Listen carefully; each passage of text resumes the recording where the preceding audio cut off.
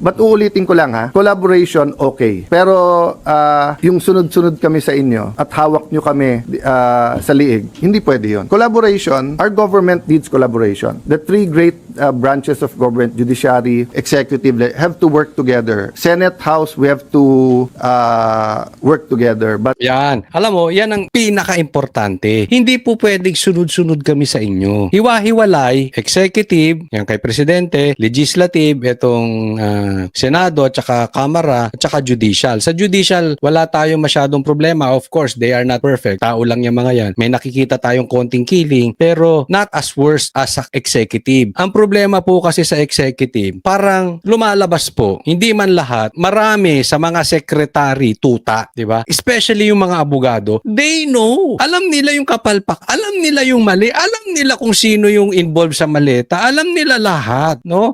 Pero sunod-sunuran. Ito pa masakit. Hindi lang executive, some of in the legislative, like the Kamara, yung mga congressman. Kita naman natin na walang sariling utak, patakbo. In short, sunod-sunuran. Yan po yung sinasabi ni Cayetano. Ito po, umamin na po tayong lahat. Umamin na po tayong lahat. Alam natin na pinaiikot tayo. Gusto ng executive, hawak niya lahat. Hindi nila mahawakan sa liig itong grupo na itong 13 senators. So tayo, lagi, uulitin ko, suportahan po natin. Huwag tayong bibitaw. Alam nyo, itong lagi kong sasabihin sa inyong lahat, ito po dapat ay hindi na usaping DDS. Ito po ay hindi na dapat usaping ikaw ba ay pinklawan. Ito pa ay usaping pula ka, makamarcos ka. Hindi po. Ito po ay usapin, gusto mo ba masolusyonan at mahanap yung magnanakaw sa maleta, yung magnanakaw sa ghost projects, magnanakaw sa flood control. Kung ikaw Pilipino, siguro naman kahit anong kulay mo, gusto mong mahanap kung sino yung mastermind. But definitely, nakita nyo naman, hindi naman kayo tanga mga Pilipino. Nakita nyo naman, palayo tayo doon sa flood control scandal nang umupo si Tito Soto. Palayo tayo doon sa ghost projects nung naupo si Lacson. Di po ba? So sana dito, wag na kung mabuti ba si Cayetano, kung mabuti ba si Jinggoy, kung mabuti ba si Cheese. Hindi na po yun ang usapan. Kung mabuti ba si Marcoleta, kung mabuti ba si Villanueva, kung mabuti ba sila. Ang tanong, ilalapit ba tayo doon sa pag-iimbestiga sa flood control? Mapupunta ba tayo doon sa mastermind? Ang tanong, kaya nga ako, di ba, binabanatan ko si Amy. Pero ngayon, magsama-sama po muna tayo. Ha? Ang importante sa atin, wag mapalitan yung batas. Sa tingin nyo ba, mapapalitan ng batas under Cayetano? Under dito sa senators, 13 brave senators?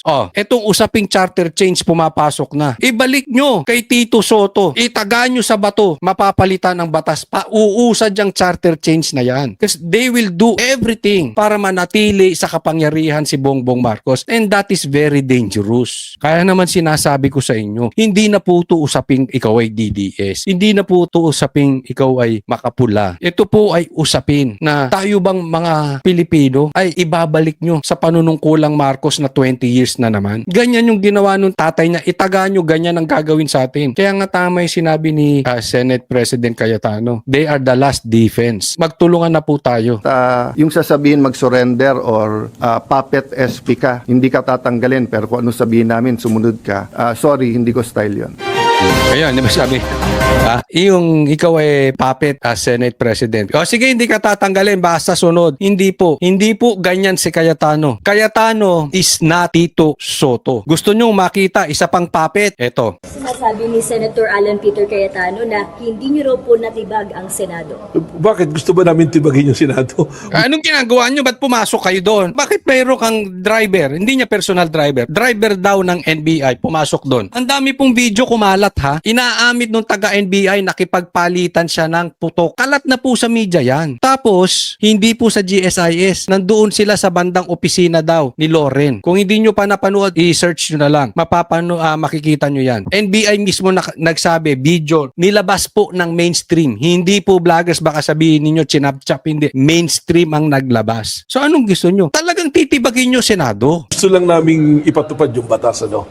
Saka, it's not about Senator Alan Peter Cayetano, it's about the Senate and the judicial system. No? So, Okay lang naman yun. Ano judicial? Ato sabi niya, gusto lang nilang ipatupad ang batas. Hindi po ba, sir, with all due respect that you are a lawyer, hindi po ba bawal yung driver sa loob ng Senado na may hawak na baril? With all due respect, sir, hindi po ba bawal yung NBI na nasa loob, malapit sa opisina ni Loren, may hawak na baril? Kaya ako'y nagtatanong lang, anong ipapatupad yung batas? Bawal po yan dyan, di ba? Tapos respect sa judicial. Anong nire-respeto nyo sa judicial? I mean, sabihin ko na nga sa inyong mga kain suka, hindi si Matibaga, kayong mga pinklawan, anong respeto nyo sa judicial? Binabypass nyo nga. Again, I dare you, magtanong kayo sa abogadong nag-iisip na hindi bias sa gobyerno. They know dapat lahat ng warrant, even yung warrant galing sa ICC, dumaan sa korte natin. Kami ba nagdi-disrespect sa judicial? O kayo? Hindi naman eh.